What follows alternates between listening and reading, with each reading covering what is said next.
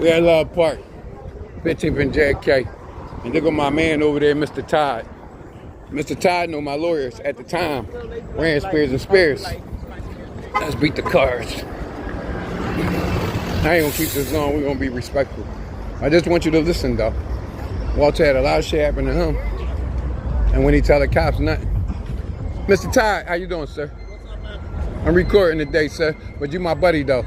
We still friends, Mr. Todd? Thank you, sir. Not too hard though. So, Mr. Todd, this is really important. 2341. I know you the man. Ran Spears and Spears was my lawyer. You came out. You came one time and escorted me out. True.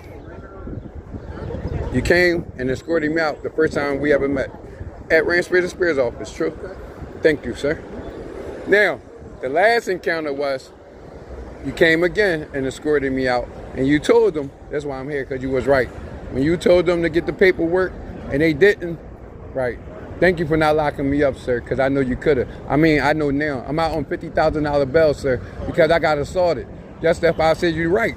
They told me don't come back, but then when I go talk to them and then they see me, right. But at the end of the day, what the police said, see? So they had me break the rules too. So you told them to get the paper, they never did. That's why I want to come back. Now, my case is still active on Nazareth, sir. So I'm just letting you know ahead of time. I'm coming back to look for you or call the cops to ask for a real report on them, sir. Because my lawyer, Mr. Keith Kalki down the street, down there, he resigned and my case still active. I only found out because my stuff got stolen from the guy. His name Thomas O'Neill. So what happened was, I'm pissing blood now, sir. Yeah, but now they say it's a little because I got another check, but I got to make an appointment, whatever. In the process, the Verby Irie Care is on Bustleton and Castro, where the airplane was at, the crash. They took care of me like February. Told me I was cool, STDs or whatever. Before that, I seen them, I had an STD, and they helped me. So I came back to make sure I was cool, and I was. Just to find out I'm pissing blood. So all I did was, I was in the area, I stopped by, and the guy said that I can come and get seen. That's how they did the STD, sir. So, sir, that's the last thing. You ready? I come back and let them know I'm bleeding. Like, how could this be? Y'all check me out. I just need some type of help. And the security, Mr. Thomas O'Neill, came out, you ain't supposed to be here. I said, sir, they talked to me. I talked to the guy in the morning, and everything cool. So we got word for word. I invited him to a fight 3 times. I didn't touch him, didn't threaten him.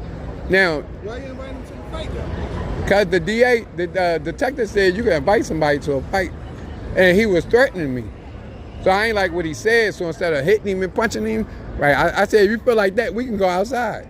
And when I came outside, I didn't go. When I started going outside, I see he ain't come, so I left it alone, stepped outside to call the cops. I got a video you can see if you don't mind. And he came out, smacked my phone. But he was talking trash, smacked my phone, and then he pushed me like with a hit. Then I hit him, and he was bleeding. So the cops never came. I called them before this.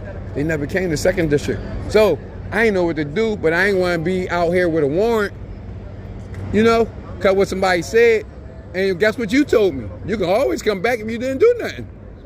Thank you, sir. And I learned that from you. So at the end of the day, I know I didn't do nothing, but I did hit him though. The reason why, ain't no reason. I know I hit him though. So I was wrong for hitting him, sir. So I went home, told my girl. She act the way she act, and this is real serious. So guess what I did? Asked God what to do. He said, go to the police station. I made a report. They didn't lock me up. I got locked up trying to go get my property that was up there because they kept it, so they robbed me. And then the police that was up there taking his report, they came to the station and they seen me. And then the police helped me talk with them. And then I heard he got stitches from the ones that helped me. Say he got stitches. And then the ones that helped me said, how many? And the ones that took his complaint said 8. And then they came out and locked me up, sir. And one reason, not just God, whoever was representing me, they yelled out at the end, said, but he admit of putting hands on Mr. McNeil first, that's an assault.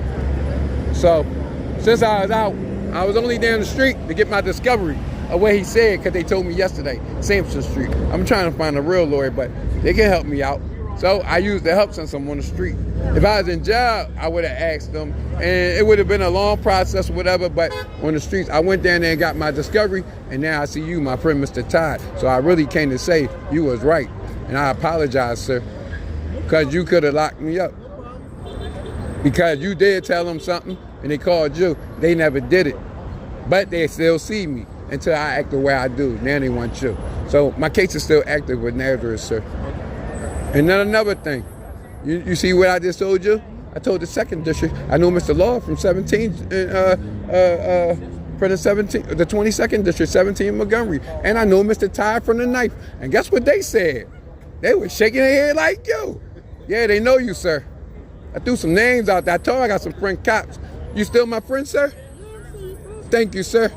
And you ain't do nothing wrong, and I'm not making no reports on you or nothing.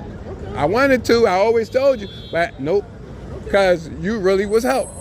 And I really had to go through something to know. Thank you, Mr. Todd. You one of the hell of an officers. And you know Rand Spencer Spears was my lawyer. That's how I met you. I love you, sir. Yes, sir. Tell my man Tone I said what's up. And tell my man Tone I got it now. Tell Diamond Street I got it now. You hear me, buddy? Because when you was with my man Tone, I knew you was thorough. You with Tone. What?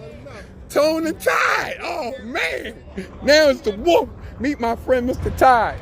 Yes, from the 9th district. Yes, sir. That's my buddy. Told you. I love you, Mr. Tide. You be careful, okay? Well, I know you careful. You the man. And Love Park. Oh, yeah.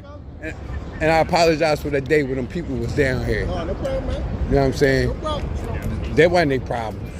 I told you I got it now. I really apologize, man. You want a straight up dude, man. My turn to be like you. There you go. Never go. Yes, sir. I'm just waiting May 5th to see what happened at court, man. Okay. God bless you, sir. You too, man. Yeah, that's my man. Let's get back to Boo. Told you Rand Spencer was my lawyer. I'm going to sue him because my case still open with Nazareth. And he was my lawyer, my first lawyer. And I ran through 4 lawyers. And my 4th lawyer is right down there, Mr. Keith Kowski. And my first lawyer is down there, Mr. Scott Gillen. And then my first lawyer is Scott Gillen, as far as the car accident. But my first lawyer for Nazareth is Rand Spencer Spears. And then Mr. Joe Kowski, he upstairs on the 5th floor, right here in the Social Security building. He upstairs on the 5th floor, Mr. Joe Kowski.